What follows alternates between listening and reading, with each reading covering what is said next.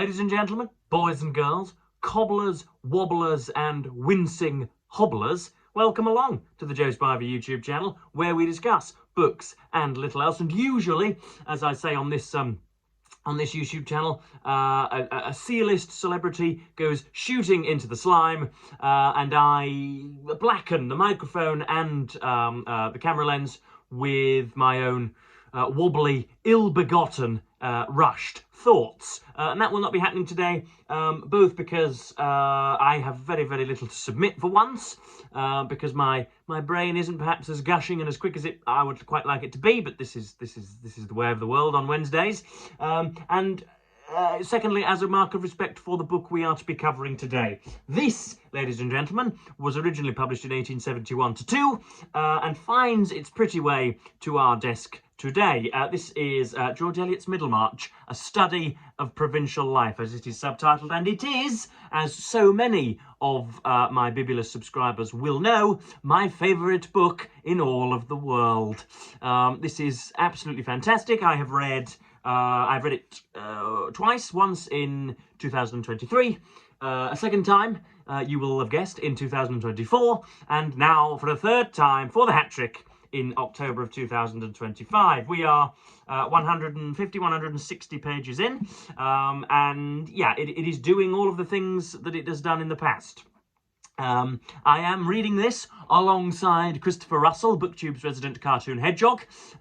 He is a promising young chap, and I imagine perfectly amiable, but sort of holds a superficial interest for everybody. But we'll make a proper critic of him yet, and a proper reader of him yet too. So I'm hoping to all jokes aside, you should all rush to subscribe if you have not already. He was the one just a few weeks ago, I think, who dressed up as Patrick Bateman and threatened to slash us all with a meat cleaver.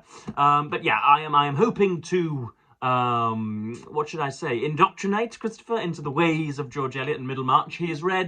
I'm sure he has read George Eliot before. I can't think what he has read before, but this comes, this really is the zenith of George Eliot's oeuvre. She published scenes from, she translated Feuerbach first from the German to English. She then wrote Scenes from Clerical Life, The Mill on the Floss, Silas Marner, and Romola, all before this. And then afterwards she gets rather long, rather gangly, and rather ungainly. But this was written when she was at the peak of her powers, and yeah, I don't really know where to begin. It is how novels should be written, simply put. It is wise, it is well put, it is rounded, it is granular, but it is also very, it's microscopic, but also macroscopic, if that's an adjective. For those of you playing Just by the Verbal Bingo, macroscopic is worth 10 points this morning. It goes into the nodes of people's brains, but then examines the world as we know it, and it picks, I suppose, what we must term entirely normal people in 2025 who would have 2.4 children and a Vauxhall Astra, and would play the games console of a Friday evening and go and get soddled of a Sunday at the pub. Normal folk who have voted Conservative and Labour and now are perhaps persuaded by Nigel Farage of all people. Ordinary people, ordinary folk. And yeah, it's just absolutely fantastic. Page by page and chapter by chapter, it astonishes and amazes and draws one to annotate. I read a lot of new bilge, a lot of new fiction, and in 300, 400, 500 pages, heaven forfend, there is one occasion on which you grab your pencil and say, my gosh, that really is how the world is, isn't it? Well done, you author. You have successfully described how Montana looks like a mangy insurance clerk, or how a seagull has its mannerisms, or you've successfully parcelled just a little bit of the world, and you have gambled on the universality of that thought, and it has been successful. That gamble has been successful. I also feel that the postman can be rude, or that a tree looks like a decapitated cockroach or whatever. Those small moments. Oh yes, conservatism can pollute, can't it? Or oh yes, women are rather judgmental about one's sexual history or whatever. Just those little bits. And we must remember that this was written 150 years backwards, or 150 years ago. There's those little bits where common kinship is shown. And that happens, as I say, with something sharking through the front letterbox today, written by so-and-so, so-and-so, that happens twice at best. And if it happens twice, then I remark upon it in my review. Or if I'm reading any other of the sundry titles on this shelf, even from the greats, even from Woodhouse, even from Trollope. Trollope might be an exception, but most of the time it happens 5 or 6 times throughout the book. That same experience is enjoyed and had by me on nearly every page throughout this book. It is tremendously knowing, tremendously human, I think the phrase would be, and it's great. Yes, we'd better get into the characters, oughtn't we? So we have Dorothea Brooke, who is a theoretical, spiritual, rather guarded, rather austere, but still beautiful and attractive lady. I sense that things are slipping, so just give me 1 second. Talk amongst yourselves. I will just readjust my setup. There we go. Already we are sliding, aren't we? It is of no matter. We must press on. Onward, Christian soldiers.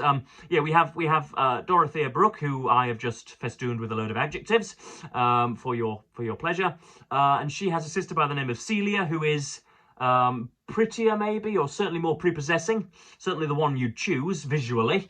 But she is less serious about the world. But one senses rather better to be around. You sense that Dorothea Brooke smoulders into the distance and is always thinking about the ineluctable modality of the visible or whatever, whereas Celia Brooke is likely to elbow you in the ribs and beat you at Scrabble or whatever. She's much more enjoyable, but Dorothea Brooke is, I suppose, what might we say? Her lot is rather more significant. She wants more than anything else, because her life has been constrained, because she is, of all things, a woman, because she has not been given very many educational possibilities, but has natural curiosity. She wants to be sort of educated, but she wants to lay her head down at the service of possibly an intellectual. And with the predictability of a billiard ball through the hole, in strides Mr. Casaubon. I'm never convinced. If you are in the unlikely position of knowing this book better than I, you may well be able to improve on the pronunciation. I've heard intellectuals call him Casaubon, but I prefer Casaubon. That's what I would naturally say. He is a sort of, a wilting, grey, tasteless, flavourless, sauceless individual, but who is writing the key to all mythologies, and has not, till now, allowed himself any real pleasures of the flesh or of the mind, and sees in Dorothea somebody to whom he can attach himself, a young individual who nonetheless has a reverence for the past and for the high and mighty things which so often boggle his mind. So that is the setup. I have felt an awful lot more sympathy for Dorothea Brooke than in the 2 instances prior this time. We see Mr. Casaubon and we think, my God, that surely is not the partner one would choose. And quite often I've been not angry, but I haven't had much pity for her, and yet this time I have. I can easily see myself slipping into the same pattern, where we choose an ill-fated match. I can see why Dorothea does it, and I have more sympathy for her position, because society constrains her and corsets her, and her lust for knowledge is so great that she will sacrifice all aesthetic brilliance and all personal brilliance, because Mr. Casaubon really only cares about the key to all mythologies, and isn't good whenever you take a turn around the lawn. Next up we have, at least only to here, we have introduced Fred Vincy and all of his money problems. Fred Vincy is the son of the Vincies, as he might be, who are very, very successful manufacturers, and it is rumoured that he has secured money on a guarantee that he will inherit all of his uncle's property, Mr. Featherstone's. And Fred is dissolute, confident, Worcesterian, you might say, not somebody to pore over the finite details of life, a pleasure seeker, a hedonist who has disappointed his family after receiving an excellent education. And then you have his sister Rosamund Vincy, who we haven't gone into much yet, so I won't reel off a load of adjectives on my Spavanian conveyor belt just yet because I haven't read about her recently.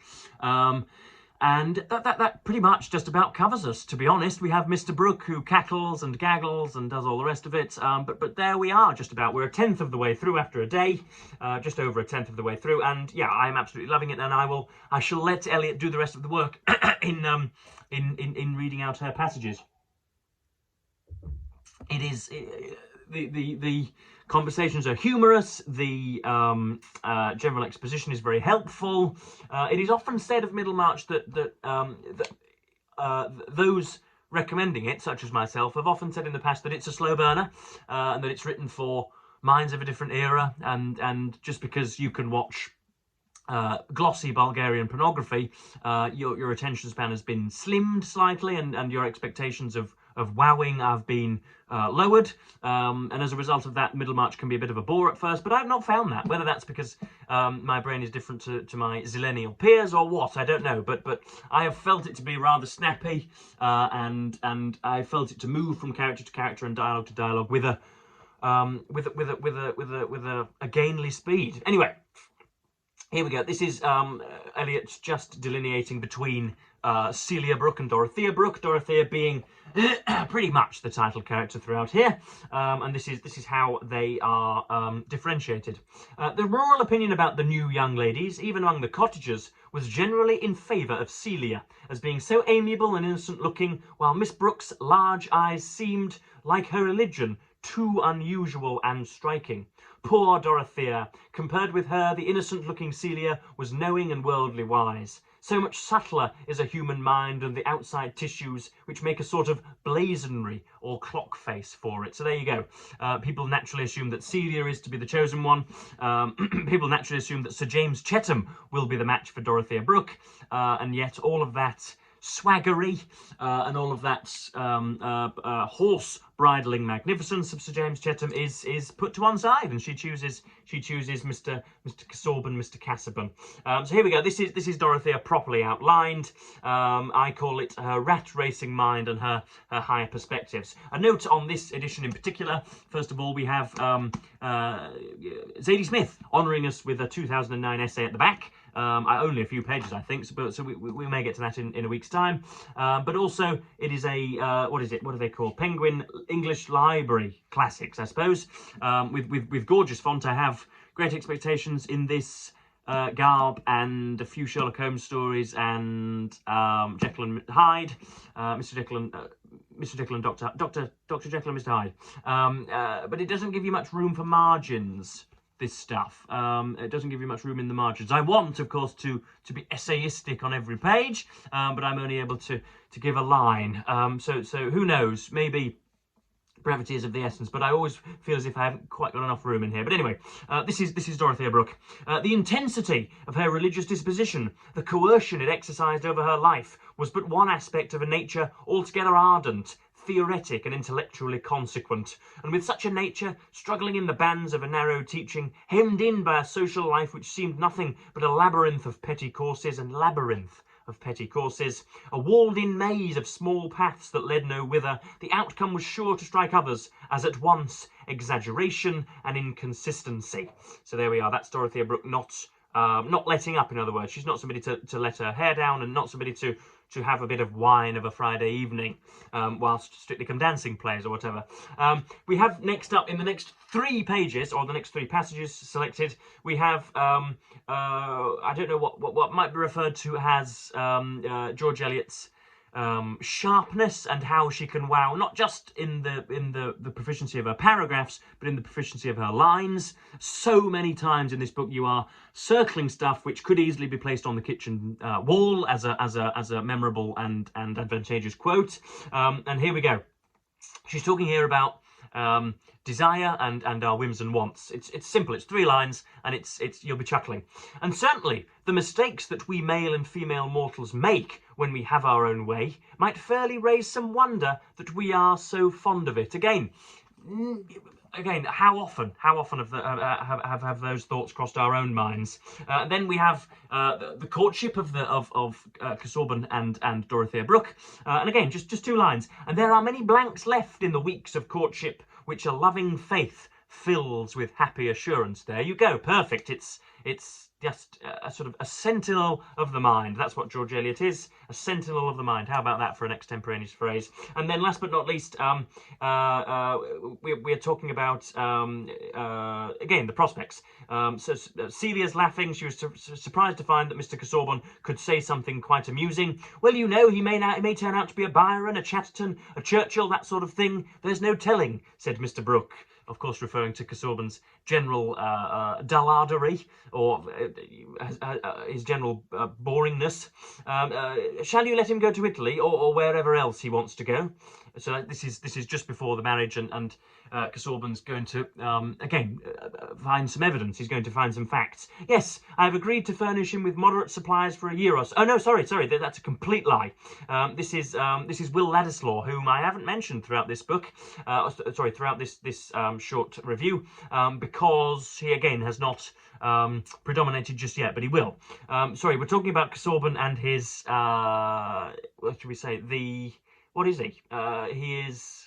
I can't remember how they're related. Again, I should really have revised this, but he is the guardian, really, of Will Ladislaw. They are related. I think he's some sort of... Will Ladislaw is the brother of the grandson of Casaubon, or something like that. They've come into contact, and he is now guarding him. He says, yes, I've agreed to furnish him with moderate supplies for a year or so. He asks no more. And then we have this line, I shall let him be tried by the test of freedom. There you go, tried by the test of freedom. How many novels could be titled as such? And we shall have just one more. This is from Tertius Lydgate, an enigmatic, rather scrupulous doctor. He is going to be the one who jars against conventional thinking. He is a doctor who has just arrived from a decent family. Sorry, no, he's not from a decent family. He's an orphan. Again, another complete lie. He's an orphan, he comes into Middlemarch with a bit of a reputation for recommending physics which are off the beaten track, or in fact not indeed prescribing drugs at all. And here we have him. Here we have his significance ruminated upon by Eliot. This is talking about the innocent and innocuous beginnings of great men and women. Does it seem incongruous to you that a Middlemarch surgeon should dream of himself as a discoverer? Most of us, indeed, know little of the great originators until they have been lifted up among the constellations and already rule our fates. Already lifted up among the constellations and already rule our fates. What a line. But that's Herschel, for example, who broke the barriers of the heavens. Did he not once play a provincial church organ and give music lessons to stumbling pianists? Each of those shining ones had to walk on the earth among neighbours who perhaps thought much more of his gait and his garments than of anything which was to give him a title to everlasting fame. Each of them had his little local personal history sprinkled with small temptations and sordid cares, which made the retarding friction of his course towards final companionship with the immortals. His retarding friction of his course. Lydgate was not blind to the dangers of such friction, but he had plenty of confidence in his resolution to avoid it as far as possible. Being 27, he felt himself experienced. So there we go. That's just the description of Lydgate. He has caught the eye of Rosamund Vincy, the idealistic blonde, the blonde who's easy to faint, or who faints very easily and isn't made of much, we think, who believes that Lydgate is to be the one. So there we go. I don't know whether my enthusiasm will compel me to record my daily thoughts of this book as I reread it for a third time, but I don't know. I am simply in my happy place. This is as good as it gets, and as much as I would like to plough, as much as I would like to ski through it and to slalom and surge through it, I am in fact honouring every page. So there we go, that's George Eliot's Middlemarch. If you haven't read it, you should. If you have already read it, you should read it instantly again. And if your friends have never heard of it, you should urinate down their throats, because that's terrible, terrible behaviour not to have read it. Anyway, I am just about finished with today. My foot is going numb because of the position in which I'm sitting. But yeah, I shall look forward to hearing what Christopher has to say. He may indeed have his own slower and much less intellectualized video on the lighter, but I do not know. Here we go. We shall see. But yeah, I am probably going to sum things up here, and again, core to your comments down below, whether you've read Middlemarch or whether you have been persuaded by my goodness me, my pellucid analysis of it. And whilst I recover feeling in my lower limbs, I will of course thank you ever so much for watching BookTube, and bid you the fondest of all the earthly farewells.